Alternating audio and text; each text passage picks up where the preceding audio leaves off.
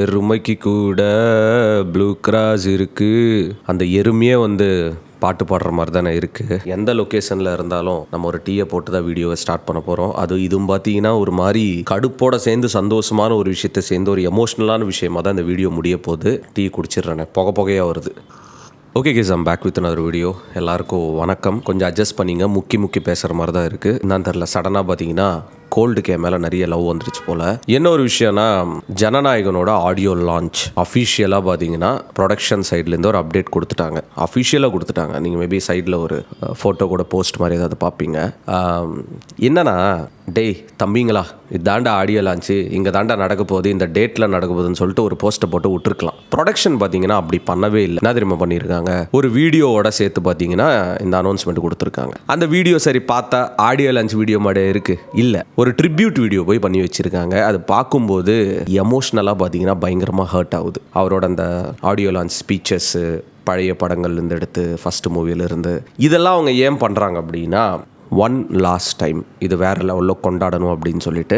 சரி ஓகே, நான் வளன்னு பேச விரும்பல. ஜனநாயகனோட ஆடியோ லான்ச் மலேசியாவில் நடக்க போகுது. ஒரு மிகப்பெரிய ஒரு ஸ்டேடியத்தில் தான் நடக்க போகுது. அண்ட் இது எப்போ அப்படின்னா டிசம்பர் 27 அஃபிஷியலாக பார்த்தீங்கன்னா அனௌன்ஸ்மெண்ட் கொடுத்துருக்காங்க. பட் அது கூட சேர்ந்து அந்த ட்ரிபியூட் வீடியோ என்னால் இங்கே ப்ளே பண்ண முடியாது. ப்ளே பண்ண அப்படின்னா வீடியோ பிளாக் ஆகிறதுக்கு நிறைய சான்சஸ் இருக்குது. பிகாஸ் அதில் யூஸ் பண்ண ஃபுட்டேஜஸ் எல்லாமே காப்பிரைட்டட் ஃபுட்டேஜஸ், அதை நம்ம போடவும் முடியாது. பட் ஆனால் அந்த வீடியோ நீங்கள் பார்க்கணுன்னா நான் இந்த வீடியோட டிஸ்கிரிப்ஷனில் நான் அந்த போஸ்ட்கான லிங்க் கொடுக்குறேன், செக் பண்ணி பாருங்கள். எமோஷ்னலாக ரொம்பவே பார்த்தீங்கன்னா அந்த வீடியோ பார்க்கும்போது எனக்கு செம்ம ஹர்ட்டாக இருந்தது. என்ன ரீசன்னு தெரியல. அவ்வளோதான். இன்னும் ஜனவரி 9 படம் வரப்போகுது. 27 ஆடியோ லான்ச் அனௌன்ஸ்மெண்ட்டும் கொடுத்துட்டாங்க. இன்னும் எத்தனை நாள் இருக்குது, அவ்வளோதான். அவரோட அந்த கடைசி படம், அந்த பரபரப்பு, அந்த என்ஜாய்மெண்ட், அதெல்லாம் பார்த்தீங்கன்னா நம்ம பார்க்க போகிறோம். ஒரு ட்ரூவான ஒரு தளபதி ஃபேனாக அவரை ரொம்ப நாளாக நீங்கள் ஃபாலோ பண்ணிட்டு இருந்தீங்கன்னா இந்த வலின்றது நான் எப்படி ஃபீல் பண்ணுறது உங்களால் ஃபீல் பண்ண முடியும். ஸோ எஸ், இந்த எமோஷனல் சைடு நம்ம சைடில் வச்சோன்னா ஆடியோ லான்ச் அனௌன்ஸ் பண்ணிட்டாங்க கைஸ், ஆடியோ லான்ச் அனௌன்ஸ் பண்ணிட்டாங்க. ஸோ இதில் என்ன மாதிரி பாடல்கள் இனிமேல் இருக்க போகுது, அடுத்த சிங்கிள் எப்போ அனௌன்ஸ்மெண்ட் கொடுக்க போகிறாங்க, ட்ரெய்லர் எப்போ வரப்போகுது, இல்லை ட்ரெய்லர் ஆடியோ லான்ச்சில் தான் ரிலீஸ் பண்ணுவாங்களா, அண்ட் ஆடியோ லான்ச்சுக்கு தளபதி விஜய் வருவாரா, அண்ட் என்ன அங்கே நடக்க போகுது. இங்கே ஒரு பக்கம் அரசியலுக்கான விஷயங்கள் அவர் செம்ம தீவிரமாக பண்ணிட்டு இருக்கார், அடுத்த கேம்பெயின் விஷயங்கள்லாம். அங்கே போவாரா, ஏன் இந்த ஜனநாயகனோட ஆடியோ லான்ச் தமிழ்நாட்டில் வைக்காம மலேசியாவில் கண்டக்ட் பண்ணுறாங்க, இந்த மாதிரி ஏகப்பட்ட கொஷின்ஸுக்கு பார்த்தீங்கன்னா என்கிட்ட ஆன்சரே கிடையாது. பட் மலேசியாவில் இருக்கிற தளபதி ஃபேன்ஸாக இருக்கட்டும், அவங்க தமிழ் மக்களுக்காக இருக்கட்டும், இது ஒரு சூப்பரான ஆப்பர்ச்சுனிட்டியாக இருக்கும் அந்த ஆடியோ லான்ச்சை விட்னஸ் பண்ணுறதுக்கு. பட் அவங்க போட்ட அந்த ப்ரொடக்ஷன் சைட்லேருந்து போட்ட அந்த ஒரு காணொலி, அந்த ட்ரிபியூட் வீடியோவில் தளபதி ஸ்டேஜில் பேசுகிற அந்த ஸ்பீச் ஃபுட்டேஜஸ்லாம் போட்டிருந்தாங்க. ஸோ தட் மீன்ஸ் மலேசியாவில் நடக்கிற அந்த ஆடியோ லான்ச்சில் தளபதி விஜய் அவர்களோட ஸ்பீச் இருக்கும்னு நினைக்கிறேன். இருந்ததுன்னா மலேசியா மக்களுக்கு ஒரு மிகப்பெரிய கொண்டாட்டமாக தான் இருக்க போகுது. ஒரு பக்கம் வருத்தமாக இருந்தாலும் இன்னொரு பக்கம் மலேசியா மக்களுக்கு ஒரு சூப்பரான விஷயமா இருக்க போகுது. என்ன எனக்கு ஒரு வருத்தம்னா, தளபதி விஜய் அவர்களோட இது கடைசி படமாக இருக்குது அப்படின்னா அது தமிழ்நாட்டிலே நடத்திருக்கலாமே. சென்னையில் பண்ணியிருந்தா ஃபேன்ஸ் இன்னும் ஒரு மாதிரி ஹாப்பியாக ஃபீல் பண்ணியிருப்பாங்க.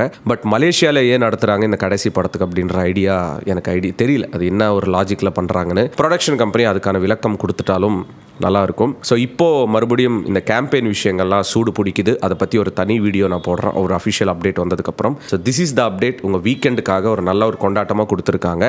மேபி நாளைக்கு ஜனநாயகன் சைட்லேருந்து இன்னொரு அப்டேட்டும் வரலாம். மேபி அது செகண்ட் சிங்கிள் நான் சொன்ன மாதிரி வந்ததுன்னா வேறு லெவலில் இருக்க போதுங்க. அண்ட் மலேசியாவில் என்ஜாய் பண்ண போகிறாங்க. ஃப்ளைட் டிக்கெட்லாம் பார்க்கலான்னு இருக்க, மலேசியாவுக்கு போயிட்டு இந்த ஆடியோ லான்ச் பார்க்கலாமான்னு. மேபி டிக்கெட்ஸாக விற்க போகிறாங்களா, இல்லை அந்த ஃபேன் பாசஸ் எப்பவும் கொடுக்குற மாதிரி தான் கொடுப்பாங்களான்னு தெரியல.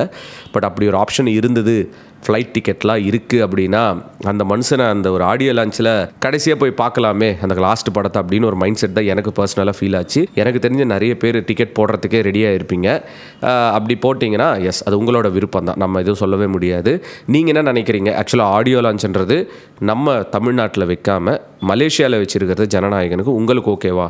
லைக் உங்களுக்கு எப்படி ஒரு ஃபீல் இருக்குது? உங்களோட கருத்துக்களை கமெண்ட் செக்ஷனில் ஷேர் பண்ணுங்கள். அண்ட் அடுத்தது ட்ரெய்லரோ டீசரோ என்ன விட போகிறாங்கன்னு தெரியல. பட் எது விட்டாலும் ஓகே தான். என்ஜாய் பண்ணுறதுக்கும் கொண்டாடுறதுக்கும் இங்கே மக்கள் இருக்காங்க, அது வரைக்கும் கவலையே கிடையாது.